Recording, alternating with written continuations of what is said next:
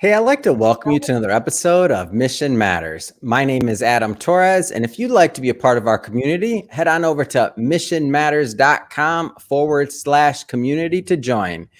All right, so today's a great episode. I have Justin Bradley Reyes on the line. He's a manager, member engagement over at Latino Corporate Directors Association, also known as LCDA. And let me tell you, I heard Justin on an interview with Aaron Alejandro, Executive Director of Texas FFA over at Growing Our Future podcast, and I was so thrilled by his story. I said, man, you know what? I need to get Justin on our show, so I invited him on. Hey, Justin, first off, man, I just want to say welcome to the show.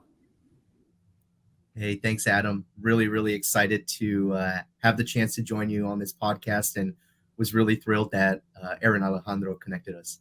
Yeah, so great having you on, and I'm excited to get more into your background, why you do what you do, and really how you're doing it. And just to get us kicked off, we'll start this episode the way that we start them all, with what we like to call our Mission Matters Minute. So, Justin, we at Mission Matters, we amplify stories for entrepreneurs, executives, and experts. That's our mission. Justin, what mission matters to you? Oh, thanks, Adam. So I guess my mission, what drives me, is to uplift, upskill, and prepare communities around topics that impact us, whether that's my profession or my Latino community. I believe that by doing for others, we set an example and we set the tone for a pay it forward mentality. And I think that really helps in scaling the impact of what we're trying to accomplish. And what's really interesting is, this gives me purpose in my 9 to 5 and my 5 to 9. Yeah. But it all really boils down to a motto that I learned 20 years ago that I use as my North Star. And it's learning to do, doing to learn, earning to live, and living to serve. And that's what I follow, and that's how we got here today. It's awesome. Let's go a little bit into those early years. Like, how did you get on this path to your current role? Like, where did it all start for you? Adam, everything that I've done has been almost accidental. So like I mentioned, 20 years ago, I started high school, and I took a woodshop class, but had a medical condition that prevented me from really enjoying that class, to the point where I was removed from woodshop and placed next door into the FFA agricultural classroom, where I met Teddy Bird, my FFA advisor, and that's where it started. It started with an FFA creed: I believe in the future of agriculture. And it, from that point, 4 years and even into college, the FFA organization association, developed premier leadership, personal growth, and career success for me. And, fast forward 6 years after that, I had the opportunity to really start my career in associations with the National Association of State Departments of Agriculture, where I got a chance to go to Asheville, North Carolina at the Biltmore and witnessed, the birthplace of American forestry. But more important than that was being in the room with these senior policy officials on agriculture, and seeing a different side of agriculture. Whereas growing up working on the ranch, right, but really being in these boardrooms, in these committee meetings, and talking about these policies that impact the rest of America. And now today I get a chance, and every day is like a holiday. I get a chance to work with a premier organization that's supporting the Latino community in reaching parity where we were not really represented in, and having a chance to just listen, be a fly on the wall, and hear these conversations, and it's all inspiring. And again, all of this would have not been possible without the help of all these associations that I've been a part of over the years. Now, did you come from an agricultural background? When I know you mentioned going from, wood shop to going to that FFA classroom or that program, like, did you come from an agriculture background? Oh, definitely. I like to believe it's in my family's blood. I mean, we are farmers, we're ranchers. My dad's a cowboy, a vaquero. So, a lot of my upbringing in rural America revolved around the agrarian community, and having an opportunity to be a part of this supply chain where, waking up early, whether it's in the summer or in the winter, taking care of livestock, and enjoying the fruits of our labor when we go to the supermarket, or when we drive down the road to Whataburger and enjoy a nice juicy burger. It resonates with me because it instills kind of pride in being a part of that whole process.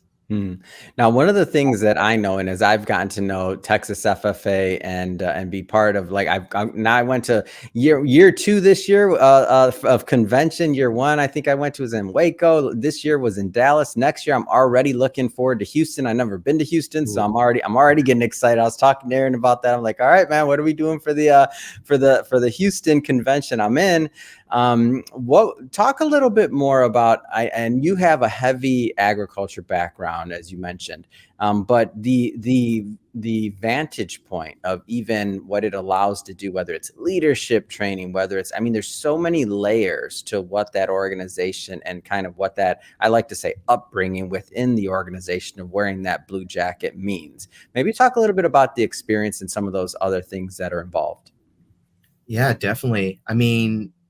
The ecosystem that FFA provides for its members, its students, and really by extent, the families of the students is amazing. Yeah. And I think it all has to do with the experiences and how intentional FFA is about providing, leadership development opportunities, career exploration, and at the end of it, giving you a chance to meet other young people who are just as crazy about agriculture and passionate about education, and through it all, propelling us to become a better person, to challenge ourselves, and to be stewards in all spaces that we're a part of, whether it's in agriculture or elsewhere, taking pride and ultimately being proud of what it is we're doing, because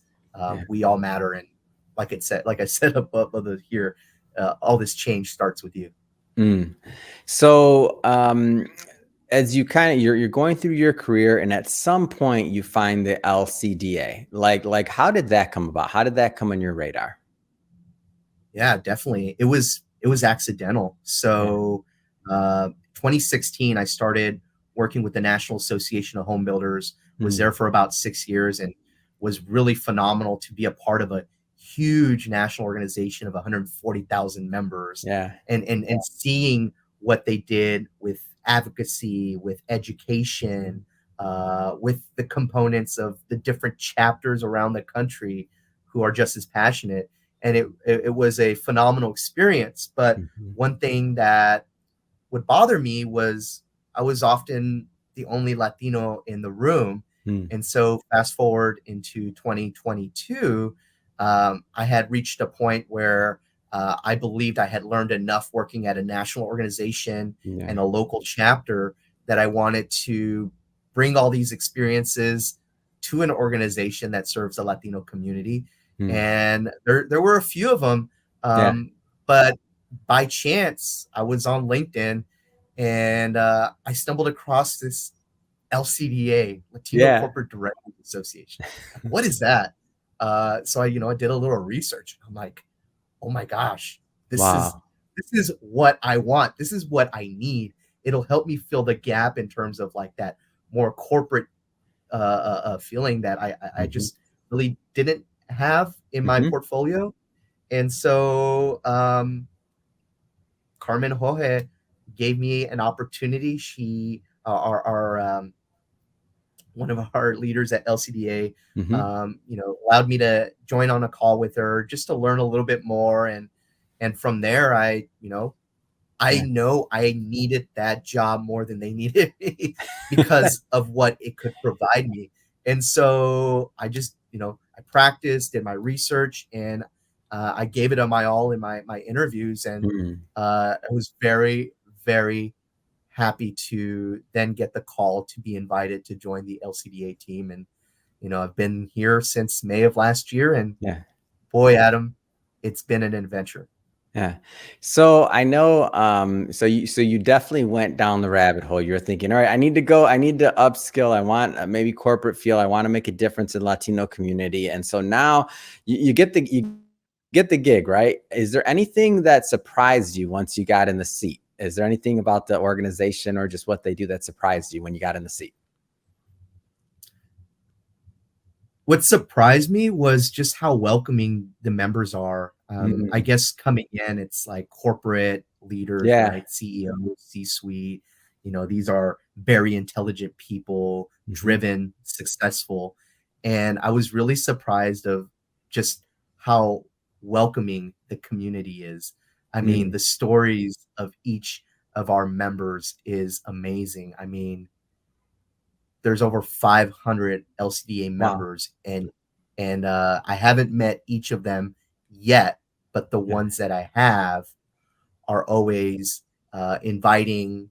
They share, and Yeah. the biggest part too is that they support the staff, just like myself. Mm, I've done a fraction of what many of these members have yeah. done, but um, little do they know that everything that I hear and learn from them Yeah. inspires me to do more and to be more.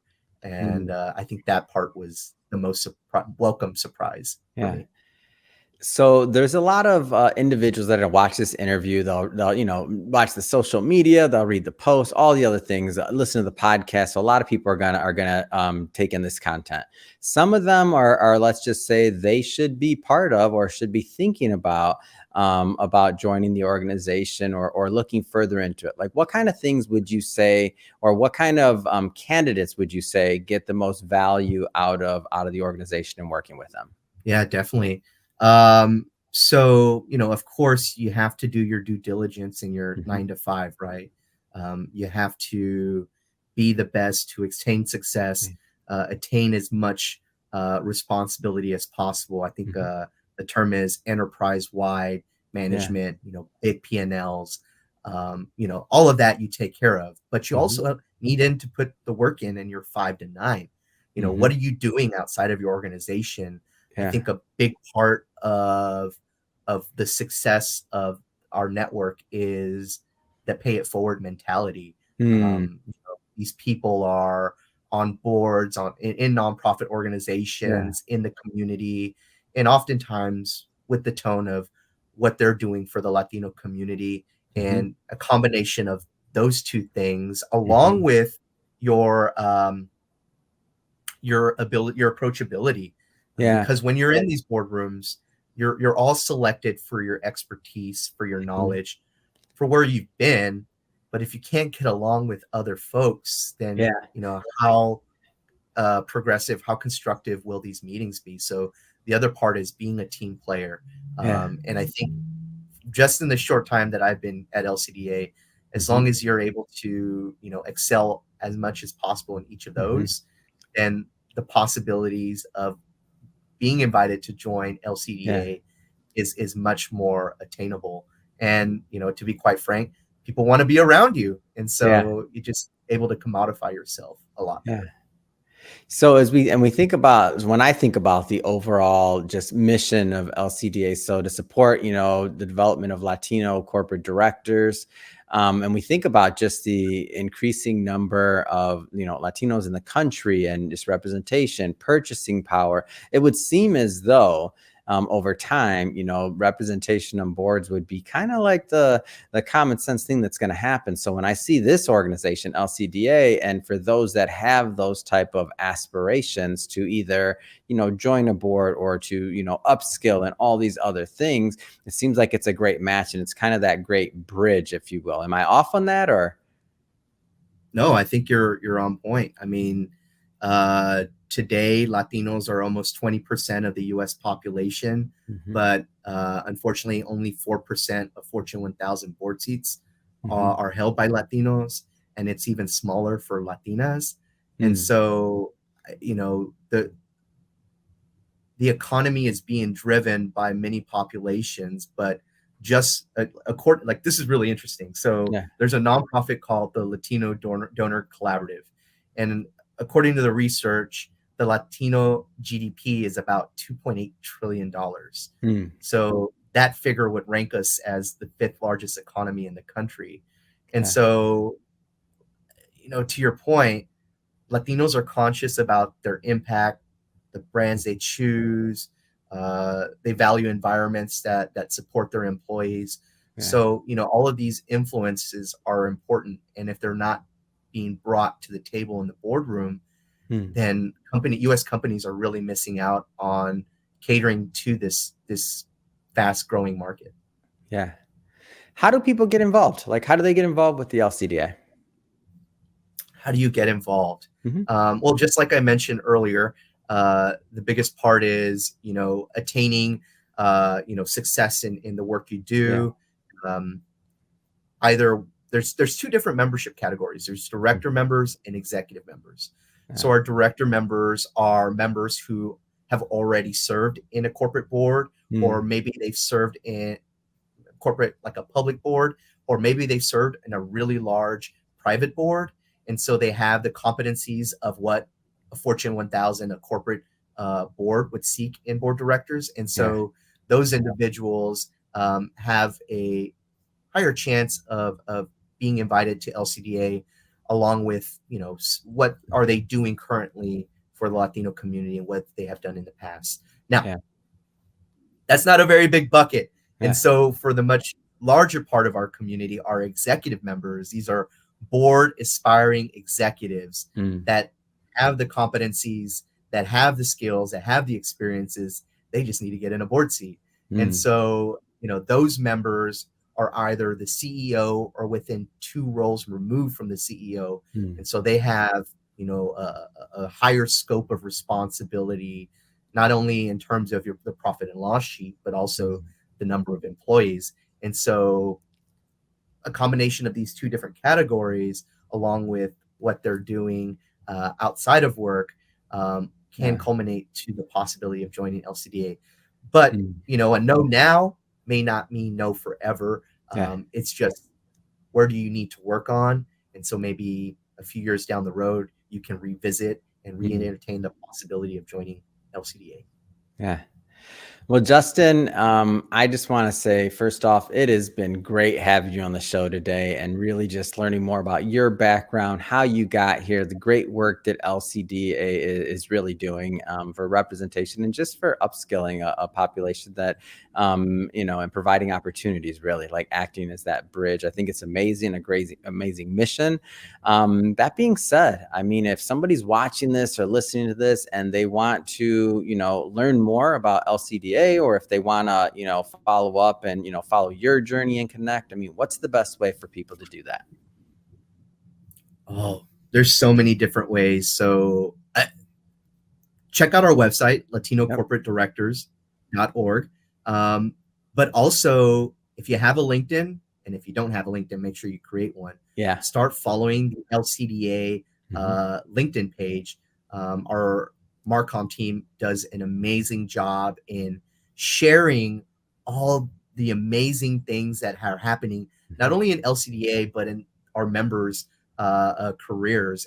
I mean, it is a machine. There must be at least 4 or 5 posts a day, but it just shows you the immense possibility and impact that LCDA and its members are having currently in corporate boards. And so, those are the best ways that I would say to follow. And check out our website. There is a online member directory that's public facing. So if you want to check out who are these faces of corporate boards, Latino corporate directors, that's a great place to check them out. I mean, there's so many amazing people. You have, I don't even have time to name them all, but I mean, there's like inventors of Bluetooth. There's, former cabinet members for presidential cabinet members, and, just really amazing people that you may have never known had you not stumbled upon the directory. So I think those are the 3 different places that I would check out to learn more about LCDA and to learn more about community that it serves. Fantastic. And we'll definitely put all that, all the website and all of that good stuff in the show notes so that our audience can, click on the links and head right on over. And speaking of the audience, if this is your first time connecting with Mission Matters or listening to an episode, we're all about bringing on business owners, entrepreneurs, executives, and experts and having them share their mission, the reason behind their mission, why they do what they do, and why they get up, every day in the morning and go out into the marketplace and make a difference. If that's the type of content that sounds interesting or fun or exciting to you, we welcome you. Hit that subscribe button. We have many more mission-based individuals coming up on the line, and we don't want you to miss a thing. Justin, really, it has been great having you on the show, man. I'm so excited. Thrilled for your career, of course, and all the great work the LCDA is doing to help with board seats and representation. So thanks so much for coming on and sharing the story. Thank you, Adam. Appreciate being a part of this, and looking forward to continuing to follow all the amazing people that you're interviewing.